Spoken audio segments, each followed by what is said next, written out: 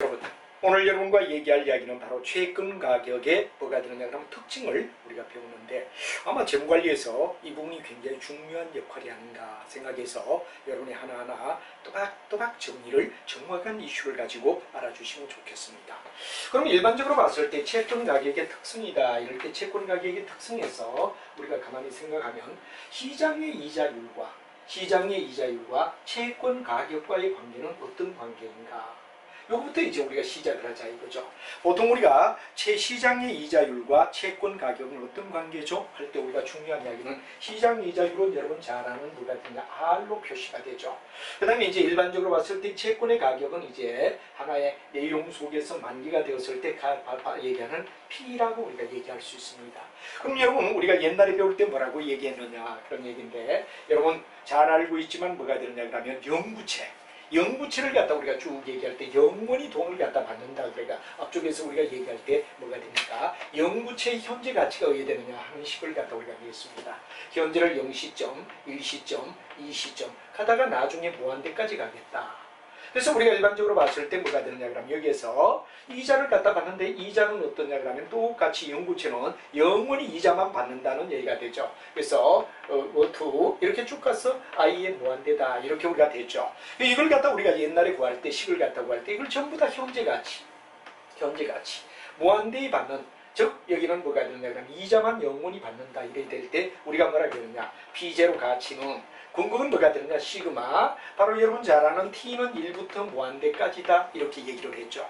그리고 여러분들 잘 아는 뭐가 되느냐 그러면 바로 일반적으로 봤을 때 분모는 1 플러스 R의 무한대가 되겠고, 그 다음에 이자는 뭐가 되느냐 그러면 R의 T다. 그리고 여러분 D를 1, 2, 3, 4 무한대까지였고, 여기다 R에 대하여 뭐가 되느냐, 현재 가치로 전부 다 환산을 해준다. 그래서 나온 식이 뭐가 되느냐, 바로 여러분 R분의 뭐가 되느냐 그러면 바로 I다. R분의 I다 하는 수식을 내며 바로 영부채의 경우에 현재 가치는 뭐가 되죠? 그렇죠. 우리가 R은 이자, 시장 이자율을 얘기합니다. 그리고 이제 여기에 P0가 바로 시장의 가격인데 뭐가 되느냐, 이렇게 될 때 우리는 뭐가 되죠? 반비례가 되는 거죠. 반비례.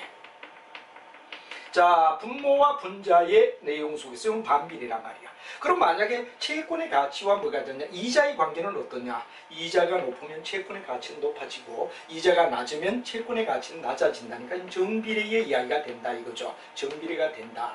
그러나 R이 크면 뭐가 되느냐, 가치는 하락하고 R이 작으면 어떻게 되느냐, 바로 시장 가치는 높아진다. 여기 우리가 중요한 시장의 이자율 R과 P와의 관계를 갖다가 우리가 얘기할 때 영부채. 이 영부채는 이제 생각이 난다면 여러분 잘 알지만 영구연금할 때 RC. 그 다음에 뭐가 되느냐, 항상 성장을 갖다 얘기하는 제로 성장을 얘기할 때 K의 EPS1 하는 이야기를 여러분 들은 거 기억을 갖다 하면 이게 바로 R분의 I. 그러니까 뭐가 되느냐, P와 R의 관계는 반비례가 되겠죠. 반면에 뭐가 되느냐, P0와 I의 관계는 뭐느냐, 정비례다. 여기는 바로 반비례를 얘기한다는 얘기로 여러분이 정리를 해주면 되겠죠. 그래서 여러분이 생각이 안 난다, 그럴 때 바로 R분의 뭐가 되느냐, 바로 중요한 I, R분의 I. 그럼 P0는 바로 R분의 I니까 뭐가 되느냐, 반비례한다는 얘기로 여러분이 정리를 해주면 충분히 무슨 말인가를 이해할 수 있다 이거죠. 그래서 이걸 갖다 또 그림으로 우리가 나타내면 어떠냐, 여러분 책에도 나와 있습니다만 그림이면 얘는 채권의 가격이다. 채권의 가치를 갖다 나타내는 걸 갖다가 우리는 Y축에 두자. X축에다가 뭐냐 그러면 시장의 이자율을 갖다 두자. 시장의 이자율을 두자. 시장의 이자율은 R이 되고 채권의 가치는 P라고 우리가 말하자 이거죠. 그랬을 때 우리가 잘 알지만 이 그림을 갖다 우리가 보면 뭐가 되느냐 그럼 바로 이렇게 반비례하고 있음을 갖다 우리가 내며 원점에 대하여 이느냐 볼록한 이야기를 갖다 이야기한다. 그래서 여러분이 중요한 이야기는 바로 첫 번째, 시장의 이자율과 채권의 가격은 반비례한다.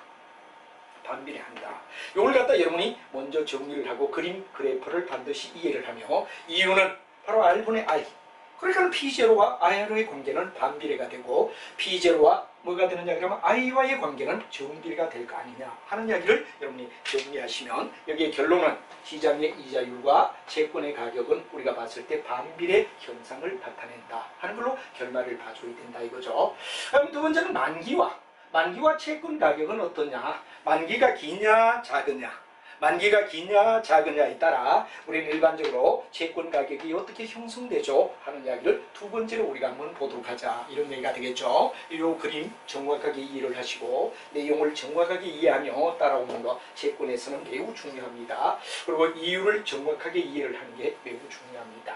자, 그럼 여러분 여기서는 어떻게 되느냐? 만기와 채권 가격. 만기라는 건 긴 것도 있고 짧은 것도 있을 수 있다 이거죠. 만기가 장기냐 단기냐 이런 얘기가 된다 이거죠. 그러면 만기와 채권 가격의 관계는 어떠냐? 그런데 바로 중요한 이야기는 만기가 길다. 만기가 길다면 채권 가격에 대하여 얘들은 민감할 수밖에 없습니다. 왜? 예를 들어 내가 3년 4년 길게 투자를 해야 되는데 이자가 변동이 심하다면 엄청난 민감한 반응을 보이겠죠. 그러나 만기가 이제 6개월밖에 안 남았다. 그럼 이자의 변동에 대하여 뭐 6개월 정도 그냥 참고 다음에 투자할 때 제대로 하지. 이게 바로 뭐가 되느냐? 그럼 만기와 채권 가격의 내용이 되는 거죠. 그래서 여러분 잘 알지만 채권 가격의 만기가 길수록 이자율의 변동에 의하여 어떻게 되느냐? 그러면 채권 가격의 변동폭이 커진다. 아주 중요한 이야기가 됩니다. 그래서 만기가 길면 만기가 롱하다 이거죠. 롱하다면 채권의 가격의 변동에 민감하다. 채권 가격이 뭐가 되느냐 그러면 변동에 민감하다. 그러니까 우리가 봤을 때 만기와 궁극은 뭐가 되느냐 그러면 채권 가격은 궁극은 길면 어떻죠? 바로 우리가 봤을 때 변동이 심하고 짧으면 어디 되느냐 그러면 바로 채권 가격의 변동에 덜 어디 되느냐 민감하다. 그래 이것도 두 가지는 뭐가 되느냐 그러면 내용을 얘기한다면 반비례적이다 이렇게 우리가 얘기를 할 수 있죠. 반비례적이다. 그럼 이걸 그림으로 우리가 그리면서 나타내면 굉장히 편할 수 있다 이겁니다. 만기의 길이가 길면 어떠냐 그러면 변동에 대하여 어떻습니까? 바로 즉각적인 변동폭이 커질 수밖에 없고 짧으면 어떻게 되느냐 그러면 우리가 봤을 때 변동폭에 대하여 별로 민감하지가 않다는 얘기가 되죠. 이것도 이제 그림을 갖다 이렇게 그려보면 이겁니다. 바로 우리가 봤을 때 채권의 가격이 여기 바로 P0다 하는 이야기를 갖다 항상 뭐가 됩니까? Y축에 두자 이거죠. 반면에 시장의 이자율을 갖다 여기에 두자 이거죠. 시장의 이자율을 여기에 두고 그 다음 뭐가 되느냐? 우리가 일반적으로 봤을 때 기냐 짧으냐? 긴 거는 어떠냐 그러면 이렇게 나타납니다. 긴 거는. 근데 짧은 거는 어떠냐 그러면 이렇게 나타납니다. 그래서 우리가 일반적으로 봤을 때 긴 것과 짧은 것을 우리가 나왔을 때 짧은 것의 그림이 약간 이렇게 편향적이 돼 있는데 이렇게 보면 긴 거는 민감하게 반응을 한다 이거죠. 근데 짧은 거는 어떠냐 그러면 짧은 거는 덜 민감하다. 이렇게 우리가 얘기를 할 수 있죠. 만기가 긴 것은 만기가 길다 이럴 때는 뭐가 되느냐 그러면 우리가 탄력적이다 이렇게 우리가 되죠. 이렇게 깁니다. 그러나 만약 만기가 짧은 거는 어떠냐 그러면 우리가 봤을 때 덜 민감하다 하는 이야기로 나타낸다는 이야기로 우리가 봤을 때 만기 길이와 채권의 가격의 변동은 서로가 뭐가 되느냐 그러면 바로 반비례적이라고 우리가 말할 수 있다 하는 이야기를 여러분이 이해를 하면 좋겠죠. 그래서 이제 문장은 이건 짧단 말이야. 짧은 거는 덜 민감하다 이거죠. 그래서 그림을 우리가 그려본다면 이런 겁니다. 똑같은 가격의 변동이지만 뭐가 되느냐 그러면 여기서 우리가 본다면은 이렇게 되죠. 그리고 궁극은 뭐가 되느냐 그러면 만기가 긴 거는 이렇게 변동의 폭이 크고 그다음 만기가 짧은 건 어떠냐 그러면 우리가 가만히 보면 덜하다. 이건 길게 되고 그다음 여기는 어디 되느냐 짧게 적용을 받는다는 얘기가 되죠. 그리고 요만큼 어디 되느냐 그러면 이건 길고 요거는 뭐가 되느냐 기껏해야 요보다 이거지. 그래서 우리가 오히려 만기가 긴 거 상식적으로 봐도 이런 얘기가 되죠. 만기가 길다면 이자의 변동에 민감할 수밖에 없죠. 왜? 오랫동안 맡겨야 되니까. 그러나 예를 들어 만기가 짧다 이라면 한두 달 후에 또는 6개월 이내에 의되느냐 그럼 끝나니까 뭐 그렇게 민감하게 반응할 필요가 없다. 그러니까 궁극은 만기가 긴 놈이 어디에 되느냐 그럼 민감하다. 만기가 짧은 거는 덜 민감하다. 그러니까 우리가 봤을 때 궁극은 반비례적이라고 우리가 말할 수 있지 않느냐 하는 이야기로 설명을 갖다 할 수 있다는 얘기가 중요한 이야기가 될 것 같습니다. 그 다음에 이제 우리가 중요한 이야기는 액면 이자율과 채권 가격이다 이거죠. 액면 가격이 크면 우리가 일반적으로 봤을 때 변동비에 의해 되느냐 그러면 인내성이 의해 됩니까? 우리가 봤을 때 액면의 이자율이 크면 변동 인내심이 있다 이렇게 보면 됩니다. 그러니까 뭐가 되느냐 그러면 액면 이자율이 크면 채권 가격의 변동에 의해 되느냐 그러면 바로 인내심을 가진다. 왜? 어느 정도 이자가 높으니까 가격의 변동은 이자로 커버하지 않느냐. 그러니까 궁극은 이것도 의해 되느냐 액면 이자율과 액면 이자율과 그 다음 뭐가 되느냐 그러면 채권의 가격은 궁극은 뭐가 되느냐 그러면 역시 여기도 어떻게 됩니까? 반비례적이다. 액면 이자율이 아주 크다면 채권의 가격에 대해 덜 민감하다 이거죠. 변동에 대하여. 왜? 이자를 어느 정도 받고 있기 때문에. 그래서 우리가 일반적으로 봤을 때 요게 우리가 봤을 때 시장의 이자율과 채권의 가격, 만기와 채권의 가격, 그 다음 뭐가 되느냐 그러면 액면 이자율과 채권의 가격 세 가지는 전부 다 뭐가 되느냐? 반비례적이다. 이렇게 우리가 봐주시면 된다 이거죠. 반비례적이다. 이렇게 우리가 보고 이제 만기 수익률에 대하여 우리가 한번 살펴보자 이겁니다. 만기 수익률은 어떻게 되느냐 하는 얘기가 됩니다.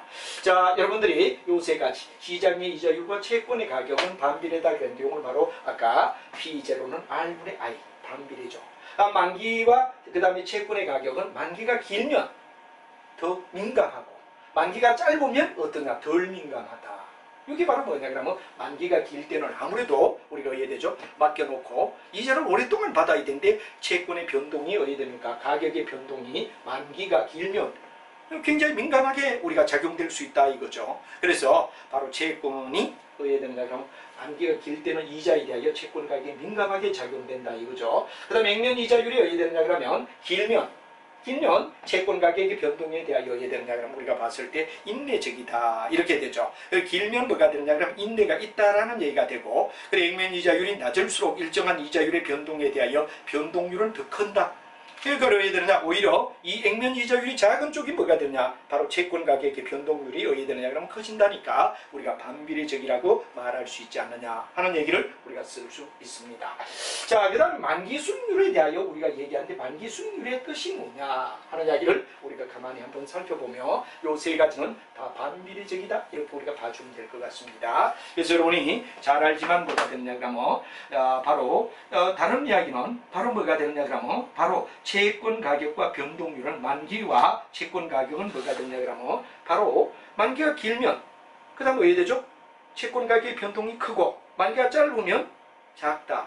이거는 채권 가격에 대해서는 잠깐 제가 수정하죠. 이거 우리가 반비례죠. 근데 만기와 채권 가격은 제가 얘기하면서 조금 잘못한 게 만기와 채권 가격의 변동에 대해서는 뭐가 되느냐? 정비례가 되겠어요. 정비례. 긴 거 어떻게 됩니까? 그렇죠. 정비례죠. 그 다음에 액면 이자율과 어떻게 되느냐 그러면 요거는 반비례. 요것만 정확히 우리 알아두죠. 요거는 반비례. 요 만기와 채권 가격은 긴 것이 어떻게 되느냐? 더 어떻게 되느냐? 만기가 긴 것이 채권 가격의 변동에 더 어떻게 되느냐 그러면 크다. 그리고 요건 정비례적이라면 반비례, 정비례. 요것만 여러분 정확히 이해를 하면 되고 만기 수익률에 대하여 얘기를 잠깐 하죠. 제가 앞에 얘기했던 것 중에 만기와 채권 가격을 잠시 강의하면서 서로 이해되죠? 긴 게 어떻게 되느냐 그러면 더 크다. 그렇기 때문에 이건 정비례란 말이야. 만기가 길수록 어떻게 되는 채권 가격이 어떻게 됩니까? 변동을 갖다가 이자에 대하여 변동이 더 커진다. 이런 얘기가 됩니다. 자, 그 다음에 이제 만기 수익률에 대하여 우리가 잠깐 생각하니까 요거 반비례, 정비례, 반비례. 요거는 여러분 꼭 기억을 해 주시기 바랍니다. 요 세 가지 중에 반비례, 정비례, 반비례다 하는 걸 여러분이 알아야 됩니다. 여기 우리가 중요한 건 만기와는 정비례라는 이야기를 여러분이 꼭 이해를 해야 됩니다. 자, 그 다음에 만기 수익률이라는 개념을 우리가 이해를 하죠. 만기 수익률은 영어로 우리가 자주 얘기가 됩니다만 YTN이라는 말을 갖다 많이 씁니다. 그래서 여러분이 YTN이라는 말을 갖다 많이 쓰면 만기 수익률이다 이런 말을 많이 써죠. 이때 우리가 중요한 이야기는 바로 만약에 만기 수익률은 앞에 우리가 내부 수익률을 얘기할 때 IRR 바로 여러분들 우리가 뭐 했노 그러면 우리 확실성화의 투자를 얘기할 때 내부 수익률 IRR이라는 걸 배웠듯이 이 YTN은 뭐가 되냐 만기까지의 이자를 얘기한다. 그래서 이제 일반적으로 채권의 의미는 증권시장에서 형성되어 있는 채권 수익률을 계산할 때 쓰여지고 채권 수익률은 현금 흐름과 현재 가치와 시장에 뭐가 되느냐 그러면 현재 가치를 할인해주는 일치시켜주는 거. 그래서 우리가 궁극은 현재 가치, 시장의 가치 바로 여러분들 일치시켜 주는 걸 갖다 우리는 뭐라 그러냐 그러면 바로 이야기하고 이제 일반적으로 봤을 때 유통 수익률을 얘기한다. 그리고 만기 수익률을 YTN이라고 얘기해서 바로 YTN은 IRR과 같다. 이런 이야기를 우리가 하고 있습니다. 그래서 의미 속에 이런 얘기가 있고 그러면 이런 바로 예를 들어 그림을 갖다 우리가 그려본다 그러면 이거죠. 만약에 1년짜리가 얼마냐. 예를 들어 5%라고 봅시다. 만기 수익률이 1년짜리는 5%다. 그러면 이제 5년짜리면 어떻게 되느냐? 그럼 만약 예를 들어 6%다. 아무래도 길어지면 뭐가 되죠? 이게 이자를 많이 주겠죠. 그다음에 우리가 봤을 때 뭐가 되느냐? 이게 10년이다. 그러면 이게 7%라고 얘기를 하자 이거죠. 이런 가정 속의 그림을 한번 그려보자 이거죠. 그러면 이제 그림이 어떻게 됩니까? 이렇게 되죠. 바로 여러분이 어떻게 됩니까? 우리가 봤을 때 5%부터 쭉 올라가가 이렇게 올라가는 거. 5%부터 쭉 올라가서 이렇게 꺾여지는 거. 이걸 갖다 우리가 YTN이라고 얘기를 할 수 있다. 이렇게 우리가 얘기하죠. 그럼 이제 이렇게 우리가 꺾여서 올라가는 이런 그림, 이 그림을 갖다 우리는 일반적으로 봤을 때 YTN의 그림이라고 말하는데 1년째 5%, 5년이 되면 15%, 10년째가 되면 바로 7%가 된다는 걸 그림을 갖다 그리면 요래 되는데 이게 유통 수익률을 얘기하고 바로 현재 가치와 미래 가치를 같게 만들어주는 IR과 YTN에서 같다. 이런 그림으로 꺾여간다 이겁니다. 그래서 여러분이 여기서 이제 채권의 수익률을 갖다 얘기할 때 YTN은 비교적 이런 그림을 갖다 나타낸다. 그래서 만기 수익률과 실현 수익률을 같게 해준다는 전제 조건인데 단 이 전제 조건은 반드시 우리가 생각해야 되는 YTN에서 전제 조건은 뭐가 되느냐? 만기 수익률과 뭐가 되느냐 그러면 바로 실현 수익률은 이 두 가지가 같아야 된다는 전제 조건을 우리가 깔며 그림을 그리면 이렇게 될 거다 이거죠. 자, 그래서 이제 이 그림 속에서 우리가 본다면은 투자자는 채권을 만기까지 보유한다. 이게 이제 중요한 이야기 YTN의 그림 속에서 우리가 본다면 이런 그림을 갖다 얘기하게 되고 이 그림 속에서 전제 조건은 뭐가 되느냐? 투자자는 채권을 만기까지 보유한다. 채권을 만기까지 가져간다는 전제 조건을 첫째 만족시켜 줘야 됩니다. 두 번째는 채무불이행이다 그런 말이 나오죠. 채무불이행은 뭐가 되느냐 그럼 중간에 만약에 상대 쪽에서 원금이나 이자를 주지 않는 걸 채무불이행은 없다라고 보자. 없다라고 보자. 이게 바로 두 번째 YTN의 전제 조건이 되겠죠. 세 번째는 반드시 만약에 이자를 받았다면 다음에 재투자할 때도 바로 똑같은 YTN의 이자율에 의하여 복리적으로 해야 되냐 그러면 계속해서 투자를 갖다 얻을 수 있는 똑같은 투자처에 한다. 한마디로 말하면 복리를 갖다 적용할 수 있어야 된다는 얘기가 되죠. 복리라는 말은 이자를 받은 걸 딴 데도 또 투자할 때 똑같은 조건으로. 이런 조건을 충족시켜 주는 게 뭐냐? YTN의 성격이다. 그래서 우리가 일반적으로 채권을 만기까지 보유한다. 채무불이행은 없다. 그리고 이자를 받았을 땐 다음에도 똑같은 조건의 이자에 투자를 한다. 이럴 때 우리는 바로 YTN의 그림을 갖다 얘기하는 만기 이자율을 얘기하고 만기 이자율이 통상 이제 1년째 5%다, 5년이면 6%다, 10년이면 꺾여가는 형상을 그리는 이런 그림을 가지고요. 전제 조건은 이런 조건을 충족할 때 우리는 일반적으로 봤을 때 뭐가 됩니까? IRR과 같은 개념을 가지고 있다 하는 이야기를 여러분이 알면 채권과 특성 그리고 만기일의 수익률까지 우리가 한번 살펴봤고 여기는 반비례, 요거는 정비례, 요거는 반비례. 요거 여러분들 정확하게 이해를 하며 채권 가격의 특성을 이해를 해주면 좋겠다 하는 말을 설명할 수가 있겠습니다. 자, 그럼 이제 다음 이야기는 뭐가 되느냐 그러면 바로 채권의 수익률과 기간 구조라는 이야기가 나오죠. 이 부위가 여러분하고 하나하나 정확하게 정리를 잘해야 될 부위고 이 부위에 오면 거의 어디 되느냐 그러면 학생들이 차근차근 강의를 따라줘야 되는데 대충 설렁 이렇게 넘어가다 보면 굉장히 여기서 어디 되느냐 혼란에 빠지기가 쉬운 영역이다. 뭐 강의하는 저희들도 가끔씩은 어쩌다가 강의하게 되면 혼란에 빠질 수가 있다 이거죠. 잘못 이렇게 잠시 착각할 수가 있는데 하물며 처음 배우는 여러분의 경우는 굉장히 어떠냐 그러면 어려움을 겪을 거 아니냐. 그렇기 때문에 여러분이 어디 되느냐 그러면 하나하나를 정리를 하고 노트하고 암기가 돼야 된다. 어느 정도는 암기가 필요합니다. 우리가 학문을 할 때 전혀 암기를 하지 않고 이해만 가지고 간다는 안 됩니다. 시험 보러 갈 때는 반드시 암기를 해야 할 거는 암기를 해줘야 됩니다. 일단 이해를 하고 암기 쪽으로 넘어가야 되는 거, 노트 정리 이런 것들은 여러분이 명백하게 해주는 게 좋다. 그런 얘기가 되고 그 다음에 채권의 수익률과 기간 구조, 수익률이라는 말이 나오죠. 기간의 구조, 이게 어떻게 되느냐. 시간과 수익률인 R과 이게 뭐가 되는 타임, 시간과의 관계를 갖다 우리가 고민하며 같이 한번 보자 이겁니다. 그럼 여러분이 중요한 이야기는 뭐가 되냐 그럼 여기서 현물이자와 선도이자율이라는 말이 나오죠. 현물이자와 선도이자율이다. 그런데 책 속에서 쭉 보면 바로 이런 얘기가 되겠습니다. 자, 현재 영시점을 기준점으로 한다 이거죠. 그리고 이게 1년째, 이게 2년째, 3년째라고 가정하자. 그림이 나와 있습니다. 그럼 만약에 우리가 봤을 때 뭐가 되느냐?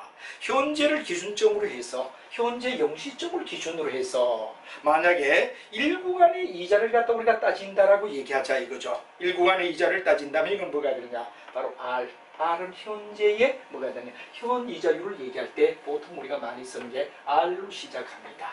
그 다음에 미래 선도는 F로 보통 많이 얘기하죠. 그래서 우리가 일반적으로 봤을 때 자 0에서부터 1까지 이 이자율을 현물이자라고 얘기합니다. 0로부터 출발하는 한마디로 말하면 0으로 출발하는 뭐가 되냐? 이자율을 우리는 일반적으로 현물이자다 이렇게 얘기하죠. 자 그래서 만약에 1구간까지 1년째 이자를 갖다 현물이자로 나타내면 0에서 1까지 R이다 이렇게 우리가 표시가 되겠죠. 그 다음 만약 여기서 우리가 봤을 때 현재로 볼 때는 이건 뭐가 되느냐? 구분이 돼서 1에서 2까지 바로 이건 미래를 나타내는 퓨처라는 얘기가 되겠죠. 그럼 이거는 뭐가 되느냐? 요 2구간 가고 3구간 갈 때는 2에서 뭐가 되느냐? 3까지 기간 동안의 이자다. 그래서 우리가 현물 이자는 R로 표시하고 그 다음에 선물의 이자의 경우는 F를 나타내서 미래라는 얘기를 얘기한다 하는 말로 설명을 할 수 있다 이거죠. 그럼 우리가 만약 이걸 갖다 두 번째는 꺾을 때 어디 되느냐? 이까지를 갖다 현물 이자로 따져주자. 그러면 R은 0에서부터 어디까지냐? 2까지가 된다 이거죠. 그리고 여기는 뭐가 되느냐? 한 구간만 남았어요. F에 2에서 3까지다. 이렇게 표시할 거다 이거죠.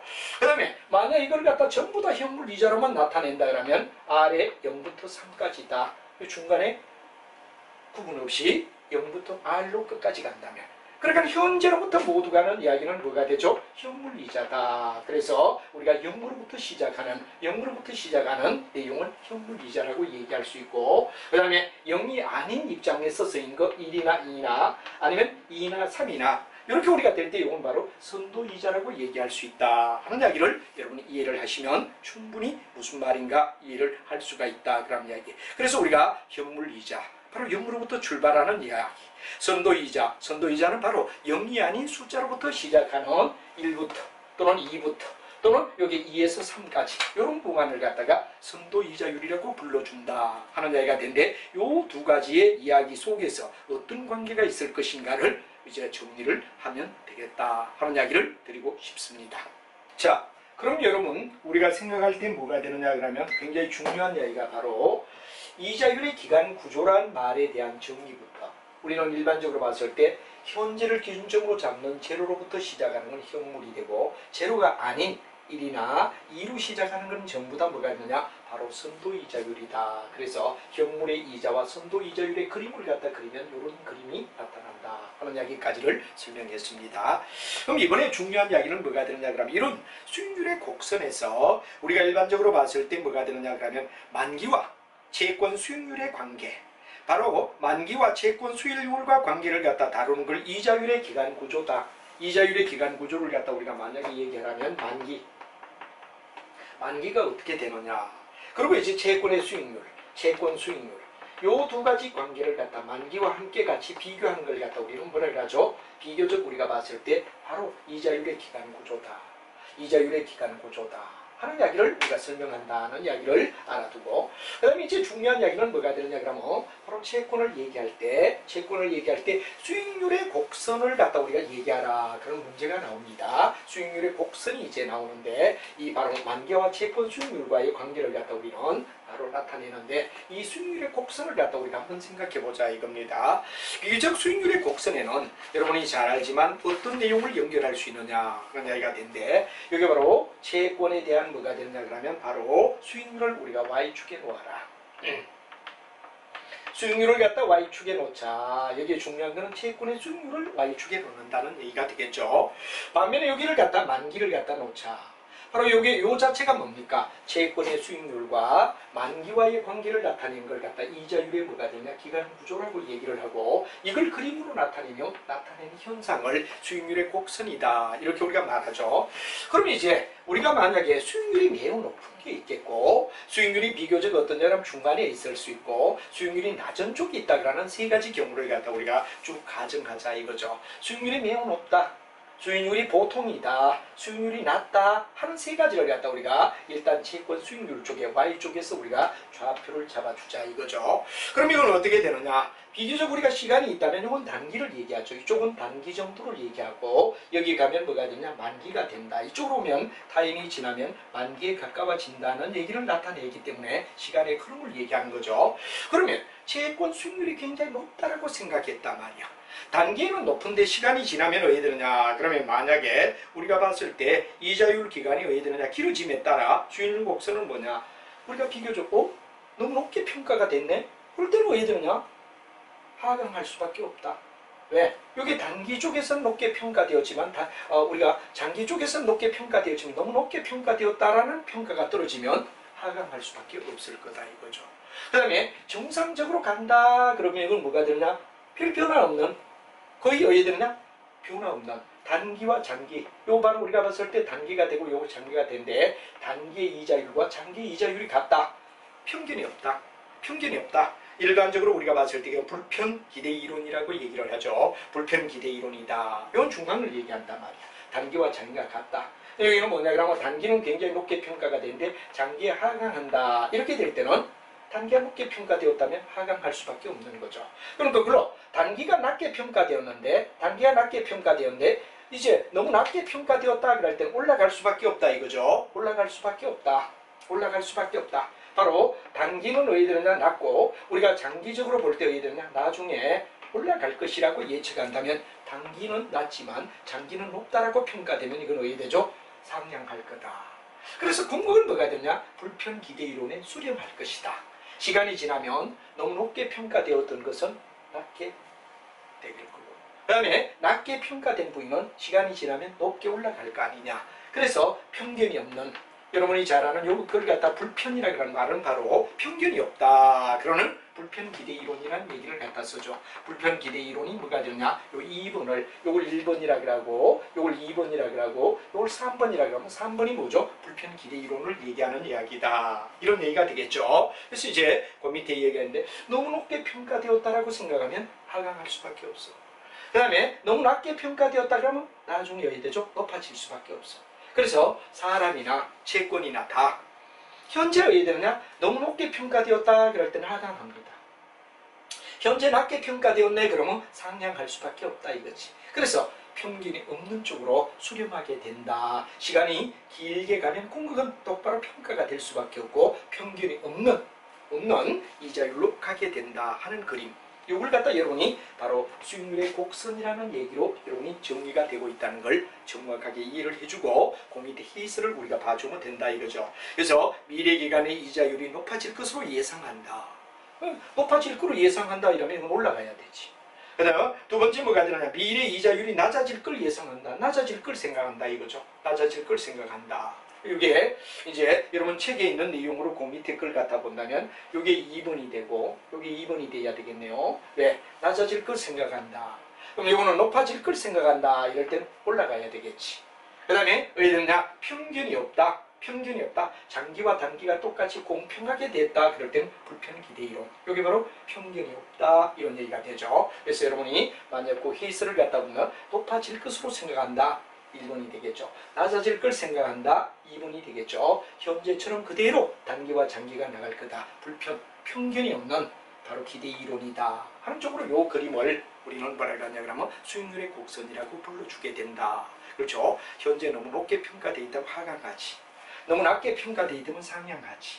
그리고 정상이다 이래 보면 똑같이 나가겠죠. 그래서 요 중앙에 있는 세 번째 이야기를 편견이 없는 정말 정확한 뭐가 되느냐 그러면 평가가 된 불편 기대 이론이라는 말을 쓴다 하는 이야기를 여러분이 알아둬야 된다는 게 아주 중요한 이야기가 될 거다 이거죠. 그래서 이걸 여러분들이 이해하는 게 수익률 곡선에서 매우 중요한 이야기다 이런 말을 여러분에게 설명할 수가 있다는 거 이걸 갖다 여러분이 이해를 해주면 될 것 같습니다.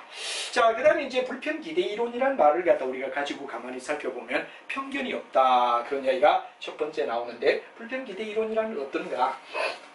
자, 여러분이 잘 알지만 편견을 가지고 있지 않다는 말은 궁극은 뭐 지금 현상에 왜 들었냐 그러면 똑바로 평가가 되고 있다는 얘기를 갖다 얘기하죠. 편견이 없다. 우리가 일반적으로 봐서 편견이라는 말을 갖다 영어로 말할 때 바로 베이시스라는 말이 되는데 un이 붙었으니까 나대 개념이죠. 바로 얘는 편견을 가지지 않는, 그러니까 편견이 없다는 얘기가 되죠. 그래서 우리가 일반적으로 봤을 때 뭐가 되냐, 수익률 곡선에서 바로 단기, 뭐가 되냐, 장기, 같은 거 공정하게 평가가 되고 있어서 같을 거다. 이렇게 우리가 얘기하는 게 뭐가 되느냐, 그럼 바로 불편이다 이거죠. 그래서 우리가 일반적으로 봤을 때 뭐가 되느냐, 이런 불편은 반드시 가정할 때 어떻게 되느냐, 내용을 갖다 본다면 단기와 장기가 같다라는 얘기가 되다 보니까 이걸 이제 우리가 옆에다가 편견을 가지지 않는 쪽의 전제 조건은 어떤가를 한번 우리가 책에 있는 내용을 가지며 같이 한번 차근차근 한번 정리를 해보도록 하자, 이런 얘기가 되겠죠. 자, 여러분하고 같이 한번 우리가 보도록 하죠. 맨 먼저 가정을 여기서 본다면 가정은 어떠냐. 자, 우리 여기에 남아있는 표를 갖다 보면 바로 이런 얘기가 되죠. 자, 선도 이자를 나타내는데 n-1에서 n까지가 뭐가 되느냐 그러면 이자나, 바로 선도 이자율을 얘기하죠. 선도 이자율이다, 이런 얘기가 되죠. 이건 뭐가 되느냐 그럼 기대 수익률. 기대는 바로 여러분 expect란 말을 갖다 씁니다. expect는 2로 표시를 하죠. 이쪽은 바로 기대 수익률을 얘기한다, 이렇게 됩니다. 선도 이자율이나 기대 수익률이다. 그럴 때 기대 수익률은 어떻게 되느냐 그러면 바로 여기서 바로 n-1에서 n까지, 그리고 왜 되느냐, 미래 선도 이자율이나, 그 다음 뭐가 되느냐 그러면 기대 수익률이나, 기간은 똑같습니다. 또 뭐를 갖다 나타내느냐 그러면 바로 현물을 갖다 나타내는 현재 이자율, 바로 n-1에서 뭐가 되느냐 n까지, 이건 현물 이자율을 얘기하죠. 현물 이자율이다. 이 세 가지가 왜 되느냐 그러면 같은 거, 이 세 가지, 선도 이자나 기대 이자나 그 다음에 현물 이자, 현재 이자, 이게 왜 되느냐, 전부 다 이퀄리즘, 같은 기간에 대하여 기간은 같은 거죠.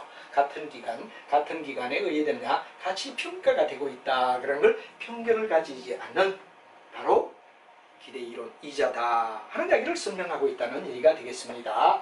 자, 그래서 이제 이걸 갖다 여러분이 우리가 중각하게 이해를 해주는 게 중요하다 그랬고, 그러다 보니까 이 불편 기대 이론으로 어떠냐 그러면 전부 다 왜 됩니까? 예를 들어 우리가 아까도 그림 얘기했지만 편견이 없다, 그런 얘기 중심적으로 간단 말이야. 그런데 미래 기간 이자율이 높아질 것이다, 그럴 때 낮게 평가된 거는 이렇게 올라간다 이겁니다. 올라갈 거다, 이렇게 됩니다. 지금 낮게 평가되던 높아질 거다. 또 이자율이 낮아질 거다. 지금 현재 너무 어디되느냐 그러면 높게 평가가 되면 하강할 것이다. 그래서 결국은 편견이 없는 대등한 입장 쪽으로 수렴하게 될 것이다. 다시 한번 얘기하면 낮게 높아질 것이라고 생각하는 거, 현재 낮은데 높아질 거다, 올라가겠죠. 현재는 높게 평가되는데 낮아질 거다, 하강하겠죠. 그래서 바로 편견을 가지지 않는 이 중심적으로 이해되느냐 그러면 수렴하게 될 것이다 하는 이야기가 바로 불편 기대 이론을 얘기하는 중요한 뭐가 되느냐 그러면 단서가 되고, 같아진다, 수익률이 같아질 거다 하는 이야기를 설명하고 있다는 걸 우리는 바로 불편 기대 이론에 대한 이야기다 하는 이야기를 얘기를 하는 겁니다. 그래서 여러분이 여기서 중요한 이야기는 바로 높아질 것이다, 낮아질 것이다. 그럼 이 높아지고 낮아지는 걸 갖다 결합하면 궁극은 이퀄리즘이 될 수밖에 없다. 단기와 장기가 같아질 거다. 이 세 가지가 같다라는 가정으로 가자. 이게 뭐가 되느냐 그러면 바로 불편 기대 이론을 얘기하고, 높게 된 거는 낮아질 거고 낮은 것은 높아져서 궁극은 뭐가 되느냐 그러면 이퀄리즘 되는 쪽으로 수렴하게 된다는 게 불편 기대 이론을 나타내는 바로 공정한 평가가 되어서 같아지게 된다는 얘기를 설명하고 있다는 얘기가 되겠습니다.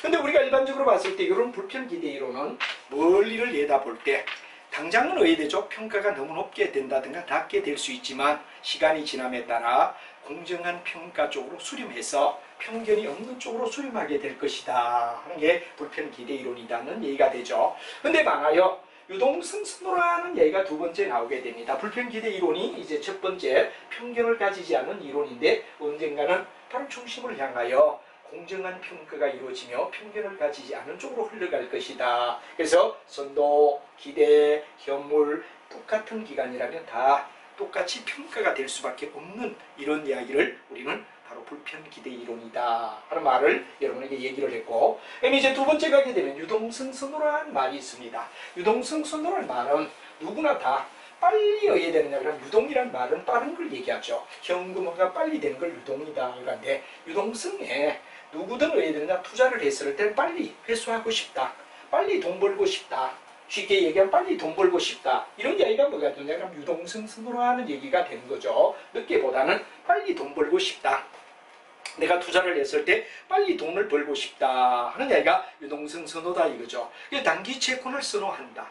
유동성 선호를 우리가 얘기한다면 이거죠. 위험이 있기 때문에 항상 단기 채권을 사람들은 장기 채권보다는 더 좋아한다. 선호한다. 이 선호를 부동어로 나타내면 선호한다는 개념을 나타내는 게 뭐가 되죠? 바로 유동성 선호다 이런 말을 쓰지. 단기를 더 선호하더라 이거죠. 단기를 더 선호하더라 이런 얘기가 된 게 의미가 되죠. 왜? 이건 뭐가 되냐? 너무 오래 가다 보면 위험이 이르는데 위험보상. 단기를 더 선호하는데 만약에 장기가 되려면 위험에 대한 보상을 해준다면 투자하지만 위험의 보상이 없다면 단기 쪽으로 흘러버릴 수밖에 없다. 뭐 이거 충분히 여러분이 이해하겠죠. 그러면 이제 우리가 일반적으로 봤을 때 뭐가 되느냐? 장기 채권일수록 보상을 해줘야 된다. 단기는 바로 회수할 수 있으니까 위험을 갖다 적게 가지만 장기가 될 때는 장기에 따른 뭐냐? 유동성 프리미엄을 우리는 말하는데 장기일수록 더 많은 보상을 줘야만 투자를 한다 하는 걸 유동성 프리미엄, 유동성 선호 뭐 이런 얘기가 되죠. 그래서 이제 일반적으로 봤을 때 선도이자율은 뭐가 되느냐 그러면 기대현물 이자의 유동성 프리미엄을 바로 우리가 해야 되느냐 그러면 보상해줘야 된다. 쉽게 얘기하면 유동성 프리미엄이라는 말이 나오죠. 유동성 프리미엄.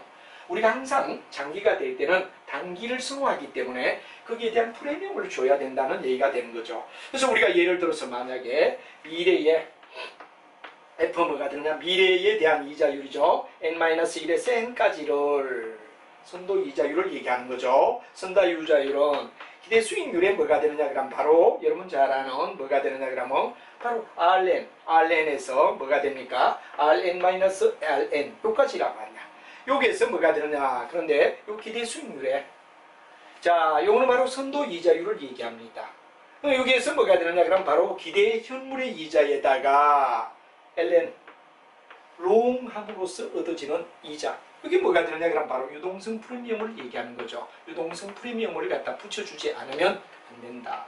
그래서 먼 미래에 투자를 할 때는 퓨처란 말은 미래를 얘기하죠. 단기가 아니라 장기가 되죠.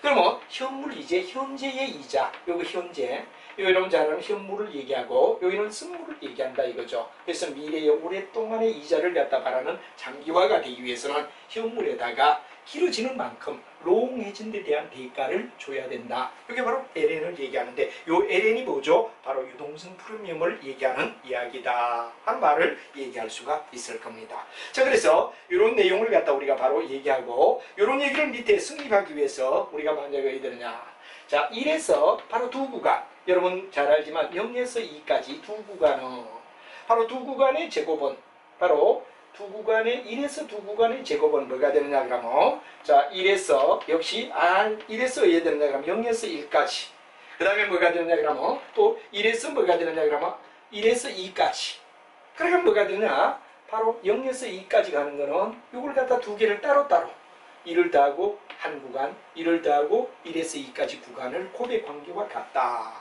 근데 여기다 뒤에 뭐가 붙어야 되느냐 이 두 가지와 같은데 0에서 1까지 1에서 2까지 요거와 같은데 여기다 뒤에 뭐를 붙여줘야 되느냐 LN이 뭐가 되느냐 바로 유동성 선호를 얘기하는 거다.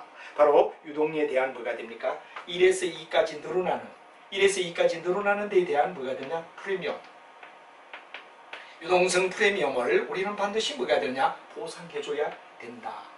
요 얘기가 뭐가 되냐 원래는 요까지만 되면 요 유동성이 포함이 안 될 때는 뭐가 됩니까 0에서 2까지는 0에서 1까지 1에서 2까지를 두 개 곱한 것과 같다는 것과 똑같은데 이렇게 된다 그런 얘기를 설명하는 거죠. 그래서 이걸 갖다 우리가 얘기하고 궁극은 이렇게 되니까 뭐가 되느냐 그럼 바로 현물에다가 선도이자율을 갖다 곱한다는 이야기. 이건 뭐가 되죠? 그렇죠. 요거와 똑같은 성격은 1에서 바로 현물이자의 0의 1 이건 바로 현물이자를 얘기하는 거죠. 0으로부터 출발하니까. 그다음에 1 플러스 뭐가 되냐 미래 이자를 나타내는 F1, 2를 갖다 얘기한다. 이게 바로 뭐가 되냐 같은 거. 이쪽으로 나타내는 거나 이쪽으로 나타내는 요 LN이 나타나는 거. 이것도 왜 되죠? ln이 더 적용됐다는 것과 똑같이 이때 ln이 뭐가 되죠? 바로 1에서 2까지의 유동성 선호, 늘어난 데 대한 보상이 이루어져야 된다는 것. 즉 길어지는 데 대한 만큼 위험이 늘어나니까 거기에 대한 보상을 우리는 유동성 프리미엄이라고 얘기한다. 사람은 누구나 단기 채권을 좋아하죠. 왜? 위험성이 적으니까. 그러나 장기가 될 때는 그 위험에 대한 이야기만큼 ln 여기도 예를 들냐 두 구간이면 원래는 요것만 곱해도 되는데 뒤에 바로 1에서 2까지의 늘어나는 기간에 대하여 유동성.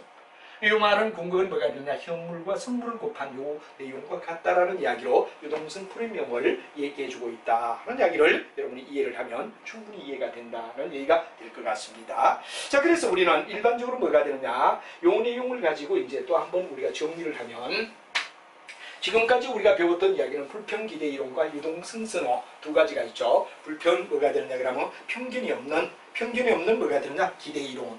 바로 언젠가 이자는 높은 것은 낮아질 거고 너무 높게 평가된 것은 낮아질 거고 낮은 것은 높아질 것이다 하는 편견이 없는 걸 갖다 우리는 불편기대 이론이다 그랬죠. 그럼 앞에 그림을 하나 그려본다면 불편기대 이론은 아까 말하듯이 쭉 정상 이렇게 되고 높아진 건 낮아져.